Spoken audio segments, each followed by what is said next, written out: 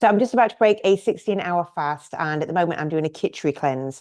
I'm just feeling like I'm just needing a little bit of a not a reset, 'cause I've just spent a lot of time in Thailand, but I've sort of come back and just been eating a lot of stodgy food. So I'm basically just going to have Kitchari for lunch and dinner every day for as long as I can be bothered with. So, oh my lordy lord. Oh. So I'm going to make quite a bit. So I'm going to put in here a cup and a half of basmati rice. And then I have the split yellow mung dal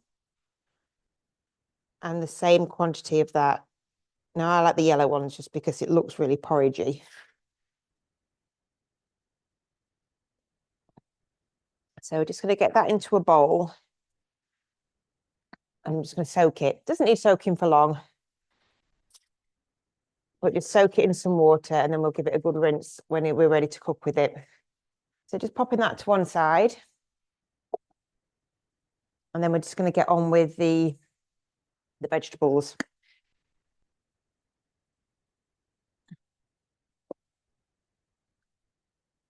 So the best thing about Kitchari is you can just pretty much chuck anything that you've got into it. Not everybody uses onion, but I like it to have the onion in it as well. But I just had a sweet potato kicking about, so I thought I'd use that. And maybe some cauliflower as well. So I make my Kitchari in an Instant Pot just to make life easy. You don't necessarily need to do that. You can always just use a pan. But the beauty of an Instant Pot is that you don't have to keep going back to it and watching it and stirring it.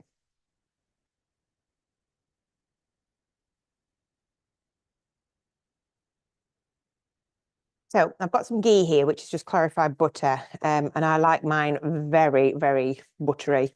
So I'm going to put a tablespoon of the ghee in here. Now that's all I've got left in that pot, but I did pop to the Chinese supermarket the other day and got some more. So when you're making a lot of Kitchari at the same time, you probably don't want to make it too runny, because what I then tend to do is I take a portion out and then I'll warm it up with some more ghee and some water on the pan every time I need to use it. I just find that it's easier, or the texture is a lot better if you do it that way around. So ultimately you're looking for like a porridgey sort of consistency. So I've got the ghee melting in the pressure cooker. So we're just going to saute these vegetables. I was going to use a cauliflower in them, but my daughter just got back from the shops and she picked up a cabbage because she thought it was a cauliflower. So while they're cooking away, I'm just going to get the ginger and garlic prepared.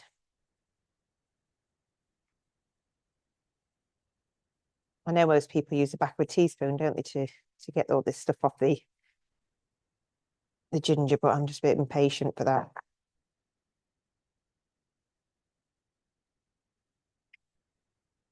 I'm cutting these off, but I'm not going to waste them. They'll go in some ginger shots or something like that. They've got about 2 inches of ginger there.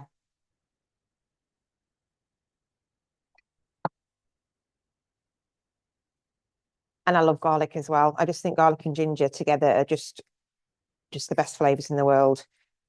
I've got Annie in the background there just doing chef kisses and all sorts.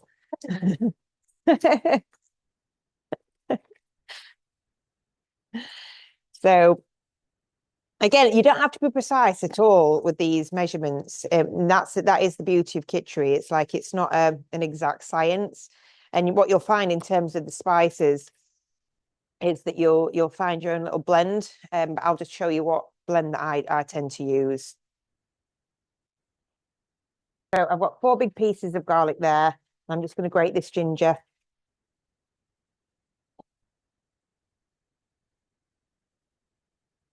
And then just chop up the garlic. So the Onions are looking nice and translucent now. So we're just going to go in now with the garlic and the ginger. Kitchari in India is what your grandma would make for you if you weren't very well. Like a hug in a bowl. Okay, spice-wise, we've got cumin seeds, ground cumin, garam masala, garam masala, garam masala, turmeric, fennel seeds. I like mixed spice because I like it nice and warm. Black mustard seeds, yellow mustard. I'm going to go in with the seeds with a teaspoon of each.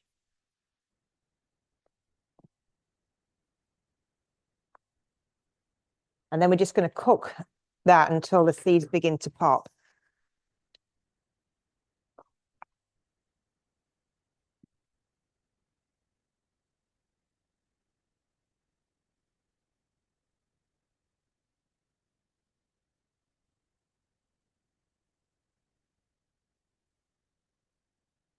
Then it's on with the spice mix. So again, a teaspoon of each. Mixed spice. Garam masala.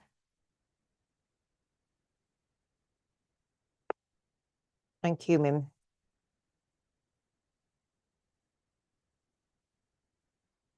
And then 2 teaspoons of turmeric.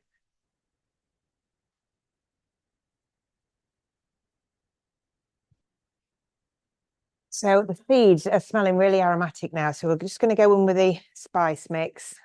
Then we're going to drain and rinse the mung dal and the rice. And then it's just in with your mung beans and your rice.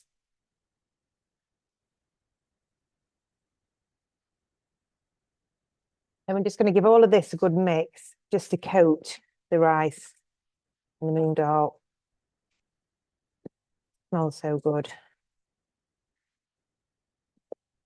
So in with some pepper, plenty of it. And I like to season mine actually when I come to eat it as well. And about 2 teaspoons of salt.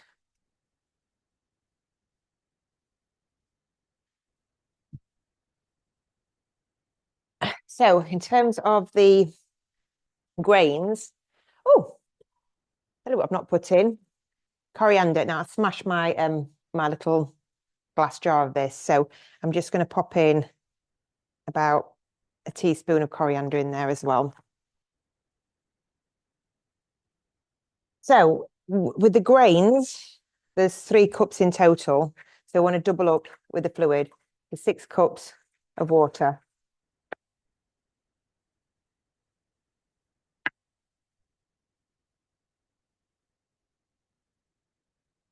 So that's all done. So I'm just going to pop the lid on, seal the valve, and then we're going to put it on the rice setting. And I think it takes around about 4 or 5 minutes to heat up, and then it's literally 12 minutes and it's done.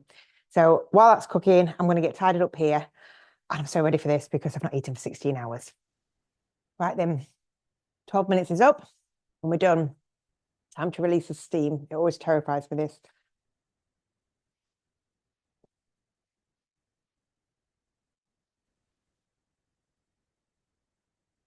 Taking some time. Don't know why I just looked at my bracelet for time. Not even a bracelet. It's something I got on, we went to a cacao a static dance in Thailand. So I like to keep them on until they kind of just dissolve. Okay, all done. Over there. So like I say, it's not going to be overly runny on this first batch because we didn't put that much water in it. So this is the kind of consistency that we've got at the moment, which is basically just like a rice consistency. When I come to have some more at another date, when I will warm it up with some ghee and some more water, it's going to be more like a porridgey consistency. So we're just going to give that a try now. So a couple of big spoonfuls in a pan because I'm super hungry.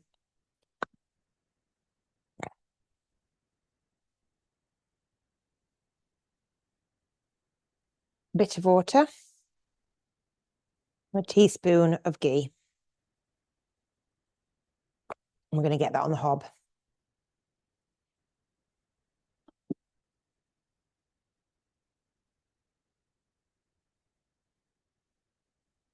There we go.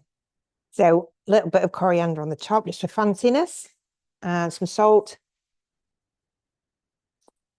and black pepper just to taste.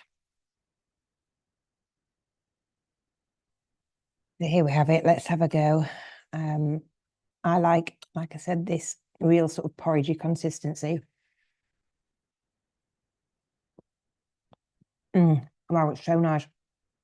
You can really taste all the spices, but that butteriness as well with it. It's just it's so soothing. So it's amazing for gut health, Kitchari. It's super easy to digest, but it's got all those lovely spices as well that are really kind of activated for the gut. So yeah, give it a try.